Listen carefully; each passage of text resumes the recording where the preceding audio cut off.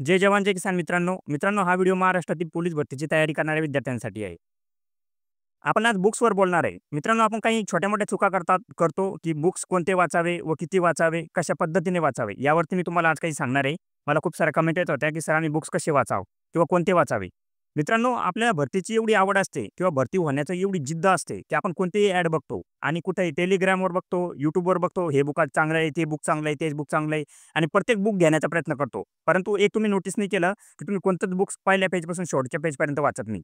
तर मित्रांनो त्यावरच तुम्हाला मी आज सांगणार आहे. काही 4 बुक दिलेले आहे मी. हे 4 बुक तुमच्यासाठी इनफ आहे आणि या बुकमधून तुमचं सिलेक्शन होऊ शकतं. फक्त आणि फक्त एक उपाय करा मित्रांनो. कोणतंही बुक एक-एक वेळेस वाचेपर्यंत आहे ना, एकच बुक 10 वेळेस वाचा.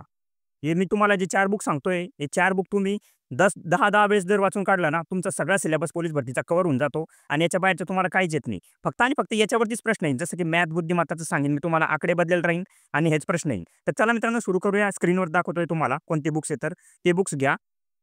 आणि हा व्हिडिओ कोणताही स्पॉन्सर वगैरे नाहीये. मी कोणत्याही बुक्सला रिकमेंड करत नाहीये. तुम्हाला फक्त आणि फक्त एवढंच सांगणं आहे मला, की हे बुक्स मी वाचलेले आहे. तेच मी तुम्हाला सजेस्ट करतोय. पोलीस भरतीची तयारी करताय, तर एक गोष्ट लक्षात ठेवा. एक चांगलं पुस्तक तुम्हाला लवकर नोकरी मिळवून देऊ शकतं. पण आपल्याला कुठली पुस्तकं घ्यायची, कशी वाचायची आणि किती वेळा वाचायची हे कळत नाही. मी आज याच विषयावर बोलणार आहे. मी आधी रनिंग, मेडिकल अभ्यास कसा करावा यावर व्हिडिओ बनवले आहे. ते तुम्ही चॅनलवर बघू शकता. परंतु मला खूप साऱ्या कमेंट होत्या, "सर बुक्सवर व्हिडिओ बनवा." तर चला आज बुक्स बघूया आपण. इकडून-तिकडून बुक घेऊन आणि मग आपल्या हातात 8 ते 10 पुस्तकांचा ढीग तयार होतो. पण कुठलं वाचायचं, किती वेळेस वाचायचं तेच समजत नाही. हे टाळण्यासाठी मी तुम्हाला फक्त 4 पुस्तक सांगणार आहे. प्रत्येक विषयासाठी एक आणि हेच पुस्तक तुम्ही 3-4 वेळेस नीट वाचलीत, तर सगळा सिलेबस कव्हर होईल. आपलं पहिलं बुक आहे ते बुद्धिमत्तेसाठी. मित्रांनो, बुद्धिमत्ता हा विषय तुम्हाला पैकीच्या पैकी मार्क मिळवून देणारा विषय आहे. त्यासाठी तुम्ही अनिल अंकलेक यांचं बुद्धिमत्ता चाचणी हे पुस्तक वापरू शकता. आपण बुद्धिमत्तेला खूप हलक्यामध्ये घेतो आणि पेपरमध्ये हाच विषय खूप टाईम खाऊन बसतो. त्यामुळे यालाही टाईम देणे गरजेचं आहे. दुसरा विषय आहे मराठी व्याकरण. यासाठी तुम्ही बाळासाहेब शिंदे आनंद पब्लिकेशनचं बुक वापरू शकता. हे बुक सहज समजतं आणि परीक्षेसाठी पुरेसे आहे. डिफिकल्ट बुक्समध्ये अडकू नका. सरळ आणि क्लिअर अभ्यास करा. प्रत्येक चॅप्टरवर किमान 500 प्रश्न सोडवा. तेव्हा तुमचा सराव होईल. तिसरं बुक आहे ते गणितासाठी.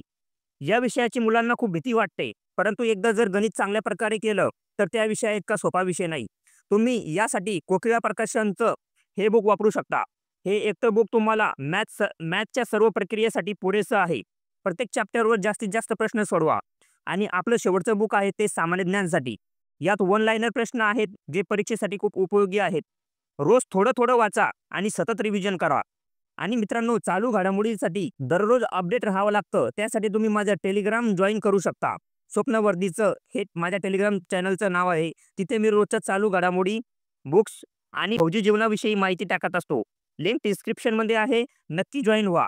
खूप सारे बुक्स वाचण्याऐवजी मी सांगितलेले हे 4 बुक्स वाचा. परंतु हे खूप वेळेस वाचा. नक्कीच रिझल्ट पाहायला मिळून जाईल. शेवटी एकच सांगेल, मेहनत करा पण स्मार्ट पद्धतीने. आवडल्यास चॅनलला फॉलो करा. धन्यवाद.